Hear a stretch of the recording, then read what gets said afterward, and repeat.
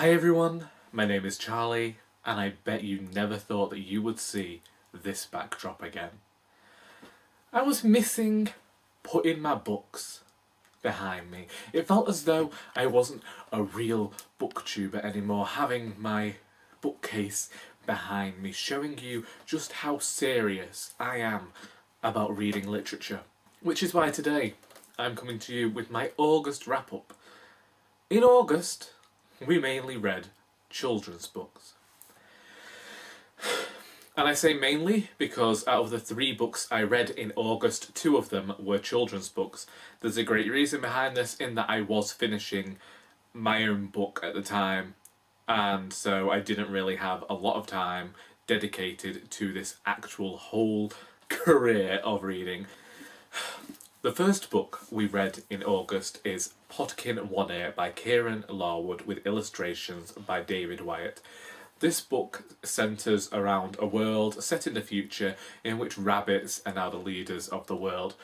Only there is this evil that has returned. Let me check the name. The Gorm.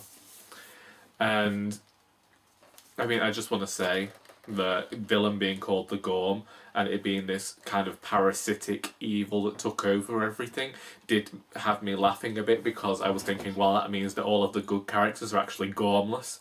And yeah, it made me giggle. This book is told from the perspective of a storyteller who shows up to this warren and is there to tell his tale and chooses to tell the children this tale of Podkin One-Ear. Having the storyteller be the narrator behind the story reminded me and my friend Lily, who I buddy read this with, that a lot of the Kingkiller Chronicles with the character of Quoth. I think that we both thoroughly enjoyed this book, and you ought to go over to Lily's channel, Lykios Reads. I've mentioned her many times before if you want some middle grade recommendations.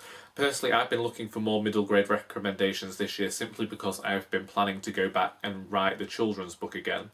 I really enjoyed this book, and I think that it does a lot of talking about the theme of industry versus nature. It's very fast paced, you can read it quite quickly, margins very big, words very big, and you know that it's a children's book, you're gonna fly through it. And I appreciate the brother-sisterly relationships within here, and I like the way it's told as this legend. I like the fantasy behind it and the mentions of premonitions. It was very much as though Watership Down had met Harry Potter. It reminded me, and I think it reminded Lily, but I can't be sure, of Redwall by Brian Jacks. I think that it's a good book, and I'd look forward to reading the sequel. However, I did have a few issues myself in that I feel like it could have been a longer book and told the full story rather than being separated into a series. But I think that that's more me looking at it from an adult perspective rather than that of a child who would probably really feel like they'd achieved something by reading this 200 and something page book. However, I don't think that it felt like an ending. It felt like the ending to this story, but it also felt like there's so much more to it, and I don't know how I feel about that.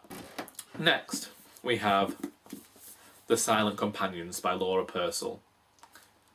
This book is bloody marvellous. This book follows Elsie, whose husband has died, and she has been sent to his country residence, the Bridge, to live out her grief. It flips between a few different time periods. It shows us a character in St. Joseph's Hospital, and then tells the story of Elsie at the Bridge, and then there's another story related to people hundreds of years before who also lived in the same place. It deals with the supernatural, and people had been saying that it was reminiscent of The Little Stranger. In fact, it even says it somewhere on one of these blurbs.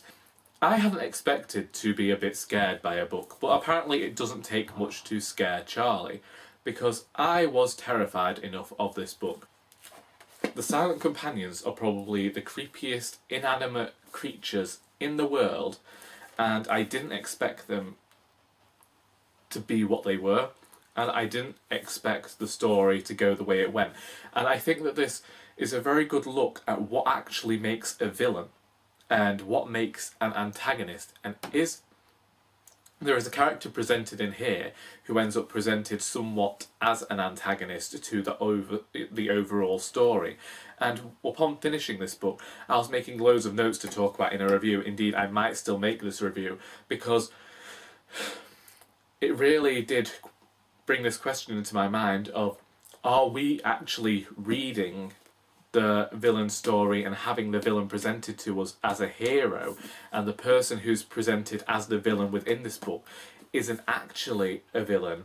She is a hero who is finally actually achieving what they set out to in the beginning. And there's a lot of superstition in here, but there's superstition blended with mental illness in that, you know, in that way that it does within a lot of the horror genre, and sometimes that does annoy me, but I think that it worked well for the purposes of this story. And I think there were a few details that I would have liked added just to make more sense of everything that was going on, but I'd also like those questions in there. And I say that this, as a book, I mentioned this in a comment to Matthew over at MCS Books the other day on one of his reviews. You really ought to check that review out. It's a brilliant, brilliant feat of videography and just thought. But I mentioned that I have been disappointed by the endings of a lot of the modern fiction I'm reading at the moment, but I wasn't disappointed by this ending. And although I still had questions surrounding the narrative, I was glad that they were left open-ended. Not because I was thinking, oh, there's a sequel in the works, but because I think that that allows the reader to answer the questions themselves and doesn't lead to spoon-feeding. And I think there is enough suggestion there that you would be able to go back and reread. And I liked certain hints within here that were somewhat biblical, somewhat satanic, that really worked to push this narrative and push how our ancestors' mistakes can really ruin things for their descendants. And so I heartily recommend that people go out and read this, especially if you wanted something a bit dark and horrific to read over the Halloween period, the autumnal period, because I don't know whether, this is probably actually really tame horror. I don't do scary. We've said this before. If it's like a Disney Channel original movie type scary, that's about as far as I can go. Halloween Town High. Finally, we have The House with Chicken Legs by Sophie Anderson. This book follows Marinka, whose grandmother is Baba Yaga. She is training Marinka to be the next Yaga.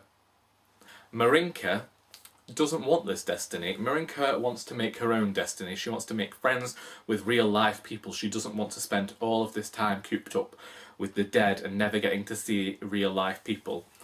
And I think that this book worked incredibly well. I also buddy read this with Lily over at Lykios Reads. As I said, we're reading a lot of children's fiction together at the moment.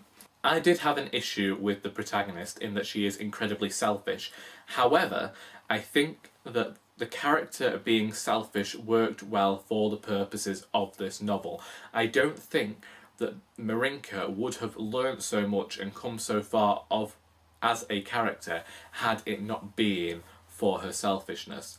There are a few twists in here that are a bit unexpected, and something happens halfway through that I didn't expect to happen at the halfway point.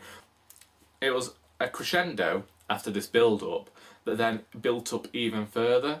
There's humour in here, there are links to Russian fairy tales, and the way Marinka understands the world and deals with the world, I think, is incredibly apt for the age that she is in this book. I think that it also deals with that whole thing of being a child and not feeling like you're accomplishing what you want, because there is this weight of destiny upon you of feeling like your parents are expecting something of you, but also you have your own expectations for yourself. And I think that this book delved into that quite well. And I would recommend that if you are looking for some middle grade books to read, or you have someone who would like a middle grade book, then you wouldn't go far wrong in getting this. And them's the books. Just 3 for the month of August. If you have read any of these books and would like to discuss them, please feel free to do so in the comments. I hope you enjoyed this video, and until next time, that is all.